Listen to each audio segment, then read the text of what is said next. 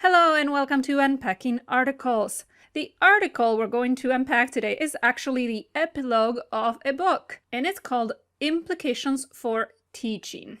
And it's part of Bill Van Patten's 2003 book. And yes, it's from several years ago, but you'll see that the implications that he outlines are still very much relevant today.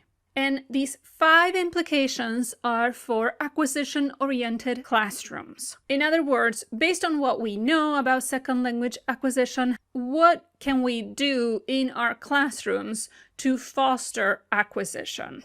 And Van Patten starts with something that I think is crucial, to be clear about our goals. Are our goals truly about acquisition, or are we still assessing the learner's knowledge about the language? For example, their ability to apply grammar rules. So right off the bat, Van Patten clarifies that the implications he's going to be giving are about acquisition. So if our goal is acquisition, what are the 5 implications for teaching? The first 4 implications are all about meaning. Learners should be interpreting meaning, input. Learners should be negotiating meaning, interaction. Learners should be conveying meaning, output. And number 4, we should focus on form and meaning, not just form. So let's unpack the first 3, input, output, and interaction.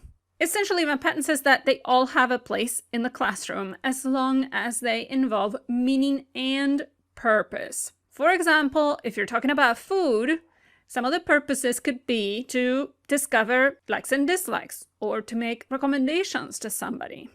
In a nutshell, not just language for the sake of language, but rather language for the sake of communicating something.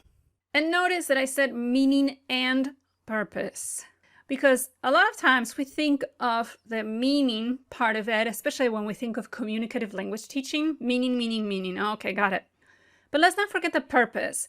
And for Van Patten, the purpose is equally as important as the meaning, because if learners perceive that they don't have to pay attention, they won't. So if there's no point to it, if all you're doing is practicing language, Van Patten says at some point the learners will tune out.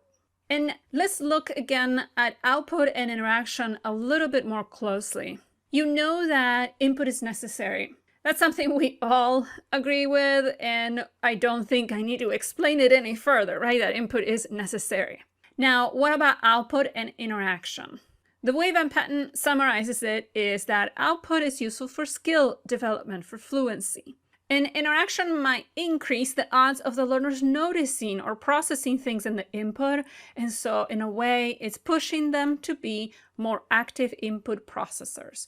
So in that way, it contributes to acquisition.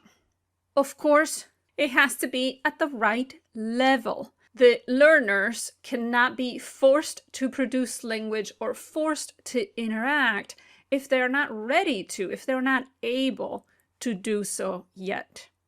And I really like this quote. It says, "The initial stages of learning should be comprehension-oriented.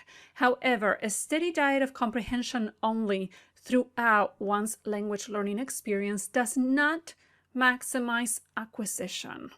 And this is why I typically say that stating that input is necessary does not imply that output is unnecessary. And we're going to come back to this during the 5th and final implication. But let's talk about the 4th implication before we move on to the 5th one. And the 4th implication was about meaning and form. Yes, both.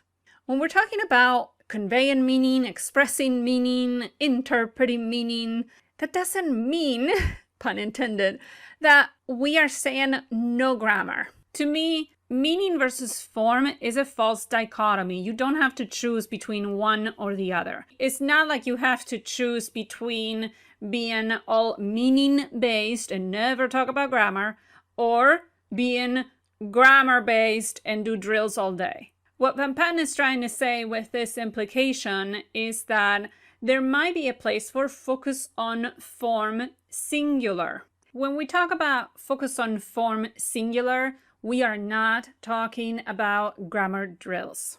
The consensus in SLA is that drilling, meaningless drilling, doesn't have a place in an acquisition-oriented classroom. When we talk about focus on form, we talk about things like recasts, structured input, a dictogloss, and all of these things are things that we unpacked in previous videos. Essentially, we're talking about focusing on form as the need arises, but still within the greater purpose of communicating something meaningful. And the fifth implication is probably my favorite, and it is curb your expectations. I'm paraphrasing. That's not how Van Patten put it. Van Patten essentially says that what we expect of the learners needs to be realistic. And we come back to goals. What is our goal? And Van Patten reflects on whether being able to speak the language is our goal. Perhaps the ultimate goal within a curriculum does not need to be the goal of each and every class. Even if speaking the language is the ultimate goal in terms of proficiency or in terms of communication, we need to remember how we get there. So each class gets us closer to that goal, but we don't have to spend each and every class talking. We might get better at speaking by speaking, but we don't acquire a language by speaking the language. And so the takeaway for me is, what is our game plan? Just like in sports, a team has a particular goal that needs to be realistic for what they can do, and they also adjust their strategies in order to accomplish that goal. In a way, that analogy also works for us as educators and what we expect out of our learners and then how we're going to help them get there. The goals need to be realistic, and our plan needs to make sense for what we're trying to accomplish and for what we know about how language development works. That's just my take on it. As usual, I encourage you to read the original and draw your own conclusions. Thank you for tuning in, and until next time.